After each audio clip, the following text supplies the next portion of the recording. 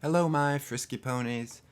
So the new episode of the podcast is up. It's on SoundCloud and I think iTunes by now. So make sure you check it out. The link is in the description.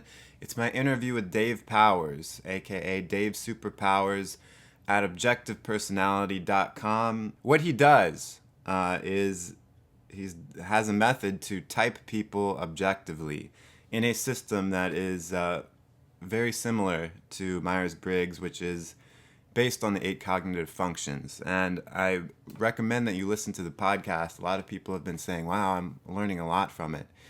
And I had a good time with it. And that's all that matters, right? That I had a good time. So, but something came up, a few things came up in the podcast that I want to talk about now. Specifically, I asked him stuff about INFJs, and he had a lot of very interesting, insightful things to say about, like, what is the burden that INFJs carry?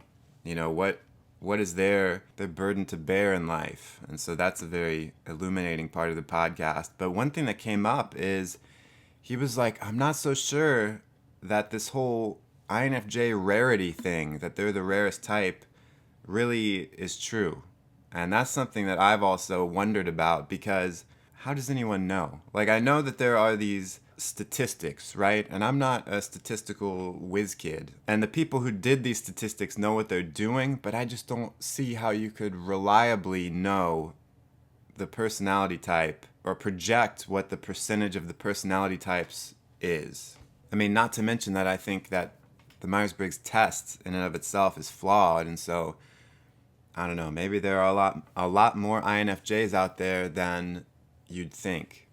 And it kind of bugs me because, you know, you read stuff in these articles that are like, you may never meet another INFJ in your life. And it's like, that can't be true. It's entirely possible that you could go your whole life without meeting someone who knows they're INFJ. But really, even if it was 1.5% of the population or whatever, you're going to run into another one at some point. You know, and then the other side of that is that people get mad at you when you start to say, oh yeah, I have a friend or two who are INFJ, or my brother's INFJ, or even like people, like I get drive-by commenters a lot of times, especially on my more popular videos that are like, well, seems like there's a lot of INFJs in the comment section for it to be such a rare type.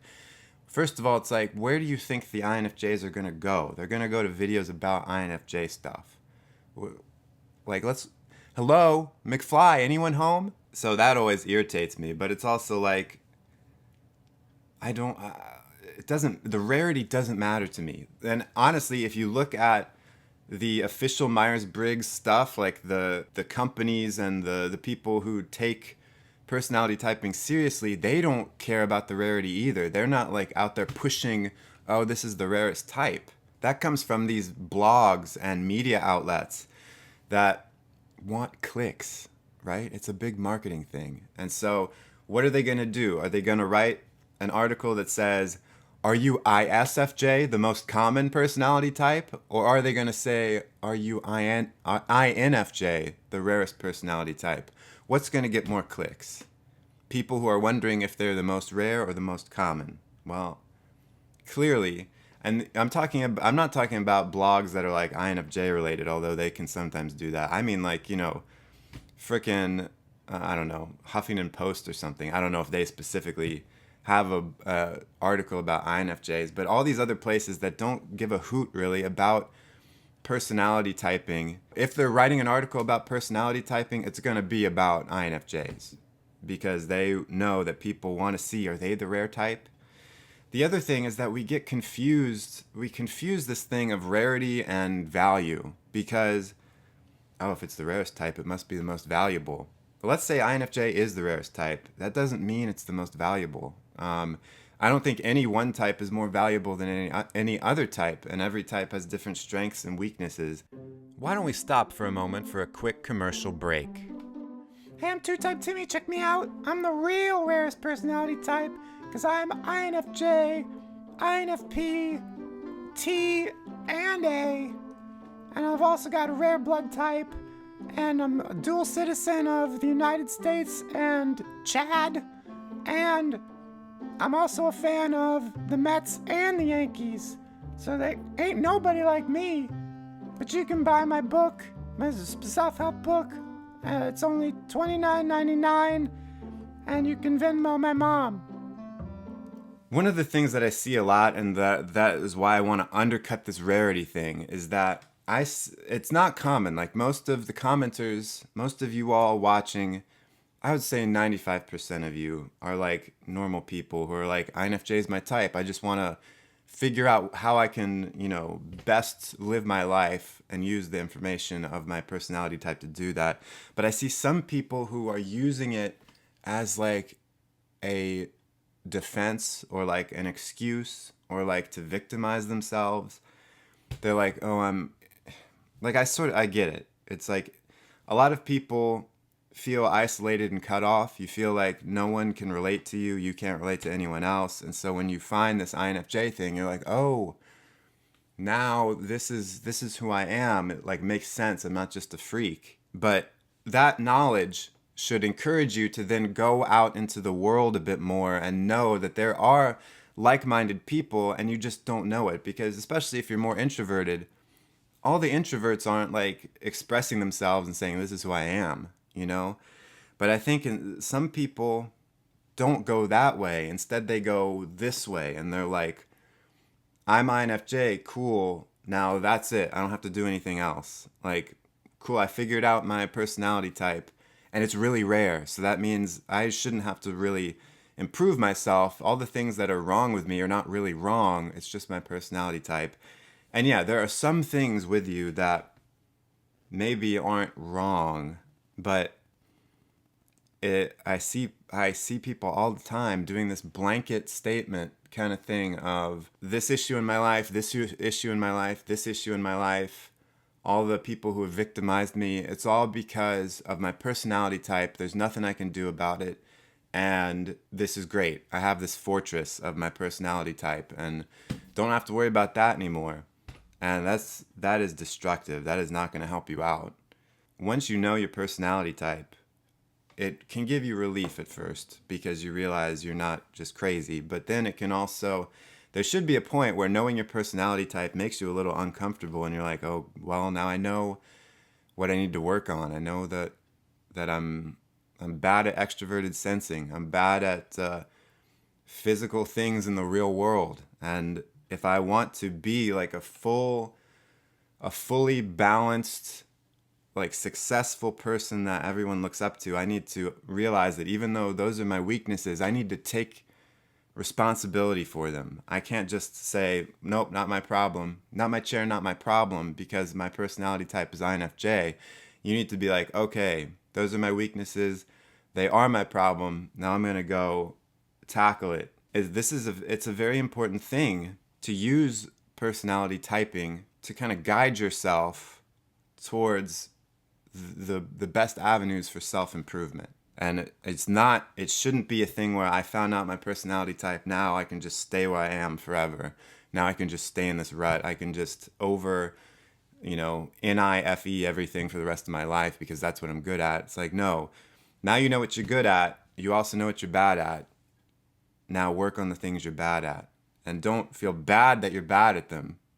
Like, that's the other thing. It's good to know that, oh, I'm bad at it just because I'm too good at these other things. But when it comes to the introverted thinking and the extroverted sensing, I'm bad at those things.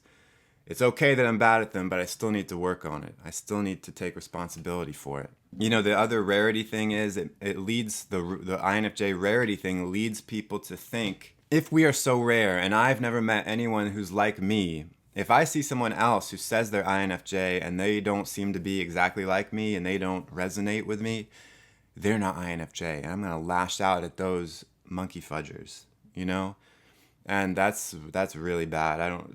There is no point in doing that because there are lots of different INFJs. They're not all going to look the same. In this podcast, Dave talks about some celebrity INFJs who might surprise you. To give you the most extreme example, he has typed Eminem, the rap artist, as an INFJ, and most people are going to be like, whoa, he doesn't seem like me at all. He can't be an INFJ. And it's like, yeah, he doesn't seem like me at all either. but he's like a different type of INFJ. There's a spectrum of what an INFJ can be. It's not all the same. It's not everyone's a clone of me or of you. I'm hammering this home because this is one of the I don't know. I don't want to use it's one of the toxic things about the typology community, or it can be, is when people start finger pointing, especially when it comes from a place of you are not my type, because it's like interfering with their identity. You know, it's like my identity is wrapped up in this type, and if you're different, you are like making me feel like my identity is undercut. And you just, not everyone's going to be the same. Not every INFJ is the same. Not every ESTP is the same. There's a spectrum, and you've got to accept that, and you've really got to just look at it more like, this is about me. This is about figuring out myself. It's not about looking around at everyone else and being like, you're mistyped, you're mistyped. I don't care if people are mistyped. And listen to the podcast, because it'll all make a lot more sense then. But I just want to encourage everyone to not get so wrapped up in this rarity thing. Like, who cares if we're rare or not? Don't get wrapped up in a victim mentality either, that it's like, oh, this explains why everything's wrong in my life and now I don't have to do anything about it. Because honestly, if you really are looking at your personality type, you begin to realize that the things that you think you're a victim in, you had some hand in creating that. Now, I'm not saying in every instance. Like, of course, there are times when there are bad people in your life or bad circumstances, and you really are a victim. But don't take it to an extreme. Like, really think about it. When bad things happen, especially if it's these recurring things, even if it's with the same people all the time, what am I doing? What is my part in this? How am I creating the problem? I think taking more responsibility and saying I am to blame for these things, I mean, not in an unhealthy way, but it's not good if you're just like, all these other people are to blame and I'm the victim.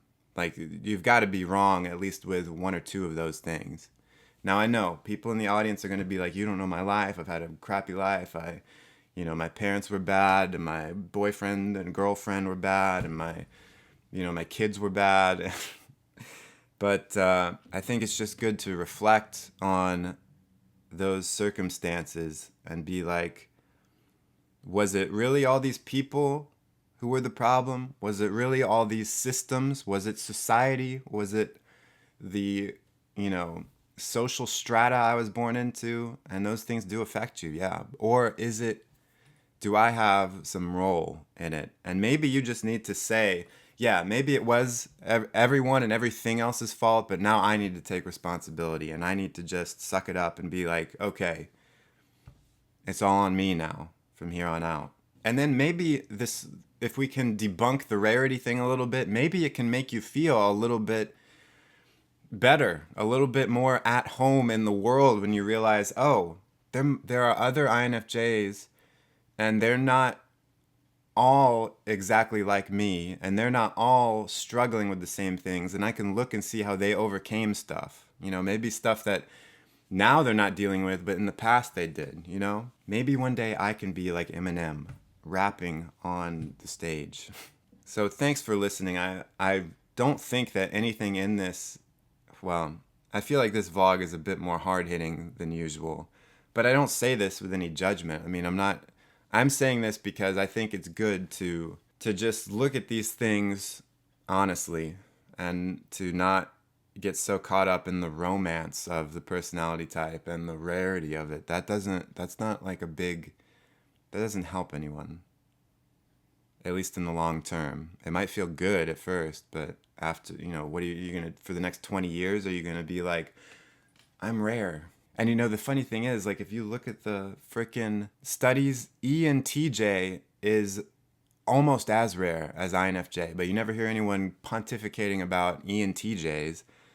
It's like this, what is the study? It's like, according to this, INFJ is 1.5%, ENTJ is 1.8. So 0.3% difference. Is that like a big thing? We just barely beat the ENTJs. Come on. Thanks for watching. If you were offended, please give it a like. If you weren't offended, give it a like. And till next time, stay cool and attractive.